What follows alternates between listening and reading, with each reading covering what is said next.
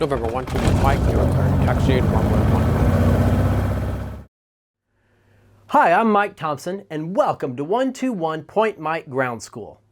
I'm going to take a break from VFR flight for a second to talk about instrument flight, specifically the approach plate. That's probably the most interesting thing about instrument flight anyway, and getting into an airport when conditions are less than visual is one of the main draws to instrument flying. Having an instrument rating is also awesome insurance in case you accidentally drift into instrument meteorological conditions, IMC. So, I'm going to assume that you've never seen an approach plate, and I'm going to walk you through all the information that you need to know to read one. This is going to take a bit, but I want to make sure to cover everything, so I'm going to do it all in one video. The FAA publishes everything on their website, so go there to download the most current ones. Speaking of currency, you're going to need to know that instrument procedures are revised every 56 days. 56 days. Instrument procedures and charts are updated every 56 days. And you need the current version, obviously. Paper charts are heavy, and getting a whole new set 6.5 times a year seems wasteful. So, digital versions on a tablet are great. But then again, paper charts don't need batteries, so you decide. Anyway, let's look at an approach plate and work our way from top to bottom. Let's look at Kansas City downtown. It's got some quirks that make for good instruction. Approach plates are organized alphabetically based on city, and then the city and state are at the top left. We need to check the margins though to see if this plate is valid. This one's good from the 25th of January to March 21st of 2024. But by the time this video comes out, it's likely this will no longer be valid. And it'll of course never be valid again. But I'm going to make, I'm not probably going to make a new video every 56 days. So at the top right, it tells you the type and name of the approach. In this case, it's the ILS or localizer for runway 4. The ILS gives you vertical guidance in addition to horizontal guidance, and you're allowed to go down a little bit lower on the ILS than you are with the localizer.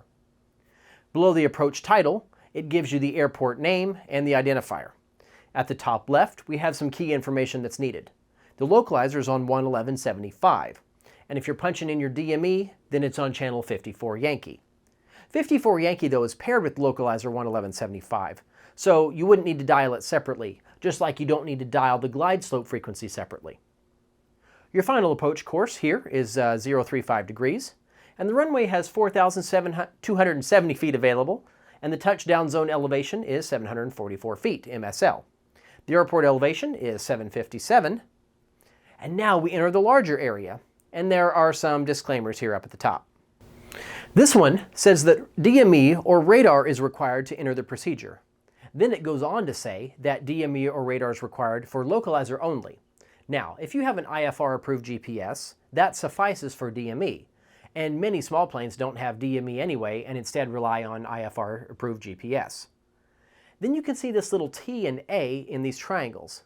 The T means that the airport is published in takeoff minimums, departure procedures, and diverse area vectors.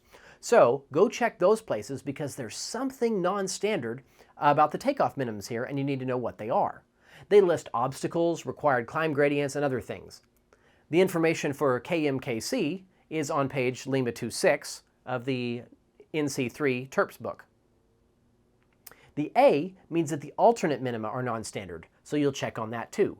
Page M4 is where you'll find this, and it says though that category A and B aircraft minima are 900 feet and 2 miles. And if you see NA anywhere, well, that means what you think it means. Not available. Circling approaches are not available east of 119, and you can't use autopilot for this approach below 1013. So you can't circle around to the east and land on runway 19, and you can't circle to land on runway 22 at all. And you can't use your autopilot down low. Also, if you're in a fast plane that's category D, you can't approach some other runway and then circle to land on runway 4. Then, if you miss your approach, it tells you what to do over here. You're going to first climb to 3,100 feet, then turn right, heading 100, to intercept the 295 radial off the Napoleon Vortac. Then you'll do a standard hold. It's pictured in this little inset right here. Hopefully, you've seen my video on holds already. If not, you might want to go watch that one next, or pause this one and go do it now. On the next line down are several boxes of frequencies that you need to talk to people. Hopefully, you've watched my ATIS video, but you'll listen to that frequency first. Then you'll call up approach control on 118.4. The UHF frequencies that start with a 2 or a 3 are for military aircraft, and so you can ignore those. Then you'll call up the tower when you're told on 133.3. Clearance delivery is 121.9, and if you're on approach or have just landed, you don't need your clearance anymore, but the frequency is listed there anyway. And lastly, you'll contact ground control to taxi to parking. In this case, it's ground point 9. Yeah, there's that 121 again, also known as ground. Right now, you're tuned in to 121 or ground point Mike. Okay, now for the fun part, the graphical depiction of the approach. The localizer frequency, Morse code identifier, DME channel are all up here. But look at this note in the bottom of the box, and this is why I picked this approach. The final approach course and the runway heading are offset by 2.15 degrees. So if you were to have your autopilot fly you down all the way, which you won't, you'd be off course. Then it says that you can't do this particular approach if you're coming from the Topeka Vortac radials 072 clockwise to 131. So this area here. It'd be too sharp a turn, or you might collide with somebody that's on the outbound segment from Topeka on the approach. So, where do we begin our approach? Well, we've got a couple of options if the controllers aren't already vectoring you onto the approach. We'll look for something called an initial approach fix, IAF. You can see here that the Topeka Vortac is one of those IAFs, and so is the Olathe intersection down here at 17.5 miles out in Olathe. If you're starting at Topeka, then you head outbound on the 101 radial at the recommended altitude of 3,000 feet. And this segment here is 39 miles long, as shown by the parentheses. Now, down to 3,000 feet for 39 miles is a long time, so it's likely that you'll be up higher for part of that. And that's going to put you at the intermediate fix HEPTO, which is 12.7 miles out on the localizer. You know that it's measured from the localizer because the localizer identifier, IGQR, is before the DME symbol with the 12.7 distance. Sometimes they're measured from VORs and not the localizer, but it'll tell you here which nav aid it's referencing. It says radar because ATC radar must be available to assist the pilots in the transition from the en route segment to the approach environment. And if you're starting at HEPTO, then the lowest you may be is 3,000 feet, as indicated by the line below the number. The ILS feather is always shaded on the right side, which you guys is this way. That's the correct orientation for an ILS. We'll talk about a left side shaded in another video. The outbound radial of 215 is listed, and the approach course of 035 is also listed again. Each intersection is listed across the ILS feather, and its distances are given. Intersections now are designed to be distinct and yet pronounceable, even though they're rarely actual words. I find some of them quite clever though, and they're fun to find. Ground features are shown somewhat, like these rivers and these towers and then these lake over here. By the way though, down here by this lake, it says that the minimum safe altitude, MSA, within 25 miles of the Napoleon Vortac is 3,100 feet. So don't descend below that number unless you're on one of these published approach segments. I mentioned the missed approach earlier, and here's its depiction right over here. The dashed line on the overhead view depicts how you're going to fly it. The Napoleon Vortac frequency is here too, and I would have it already dialed into my NAV2 or at least have it on the NAV1 standby frequency so that you can flop it over if you need to go missed. There's an alternate missed approach that you might get assigned, and its info is here in this lower box. And that's pretty much it for the top view. The side view is shown next. It shows you the intersections, their distances, and the altitude that you must stay above, as indicated by the lines. You imagine the lines are like, hard decks. For instance, upon arriving at HEPTO, you can go down to 3,000 feet. Then you need to arrive at Fennin no lower than 2,400 feet. Your course to fly is shown, as is the glide slope angle of 3 degrees. Most of them are 3. And your threshold crossing height is 52 feet in this case, which is awfully close to that 50-foot standard obstacle clearance that we mentioned in the takeoff video. And of course, X marks the spot. That's your final approach fix. Beyond that, you are on final approach. The shaded area here depicts the glide path, and each intersection above is shown here in the side view as well, with their names and distances. Then, this dashed arrow depicts the missed approach point. This is a timed approach, and so there's no definitive distance fix. You know it's a timed approach because there are times listed down here in the bottom right for different approach speeds. So, if you're coming in at 90 knots, then you'll start your timer when you cross the final approach fix, and if you haven't made visual contact with the runway environment by 3 minutes and 20 seconds, then you'll fly the missed approach procedure. You have 5 minutes if you're creeping along at only 60 knots. Now, this little CFMCC thing is a computer navigation fix, and you can completely ignore it. It has no ATC function whatsoever. It's there to make computerized flight management systems happy, so don't worry about it. The distances between each fix are shown, and this keeps you from having to do the math when you're already mentally strained on an approach.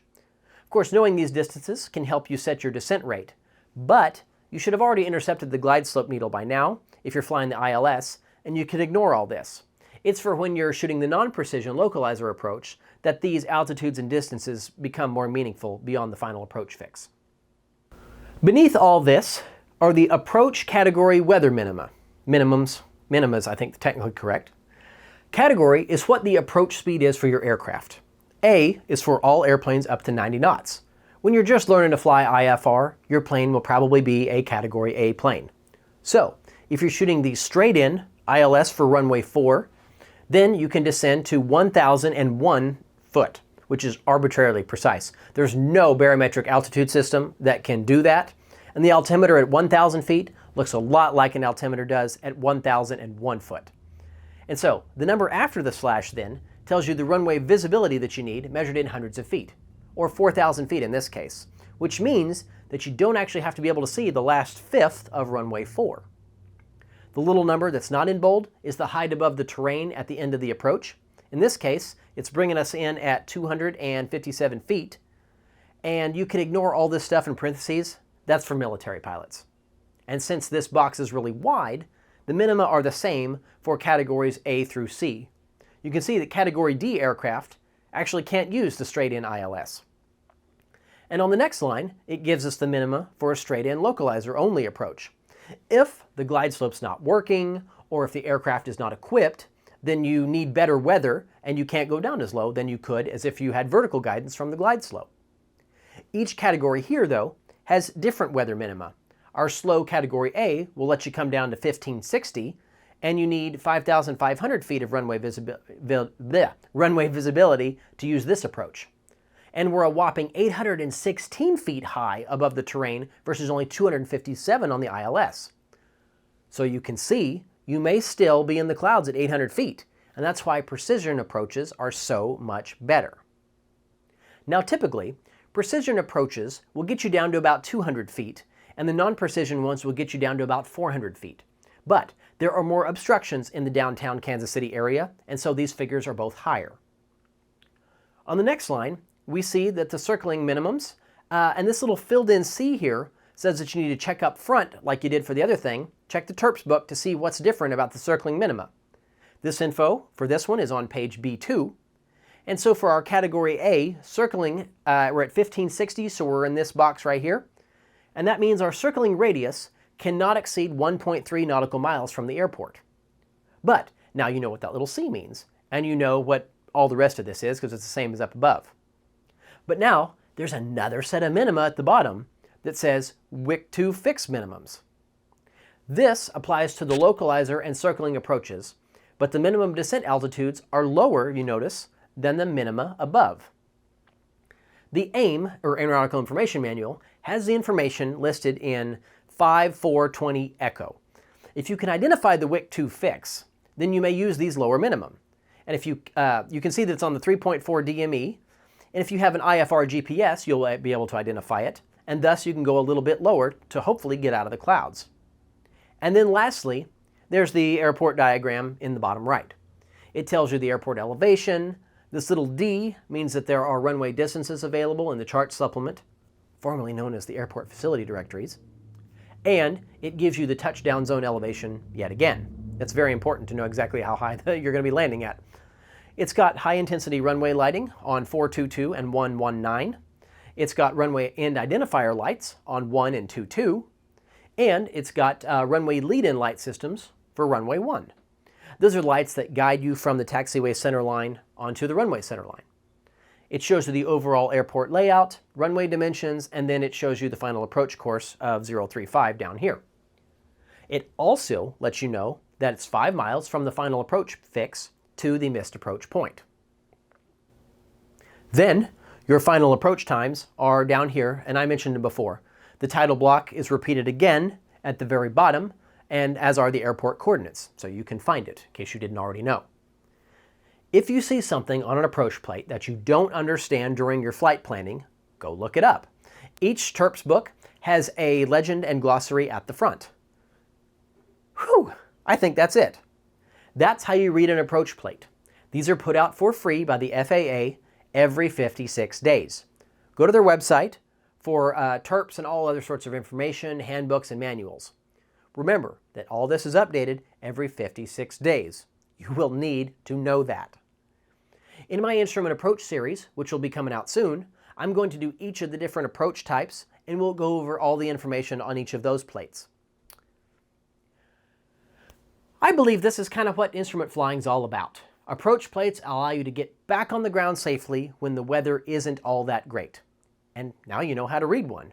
And I'd recommend heading over to the FAA's website and downloading the approach plate for your area. You don't want to see the approach plate for the first time when you're on approach. But go ahead and subscribe if you haven't already. That'll certainly help me out, as will leaving comments down below and engaging in lively discussions. And stay with me on 121 Point Mike.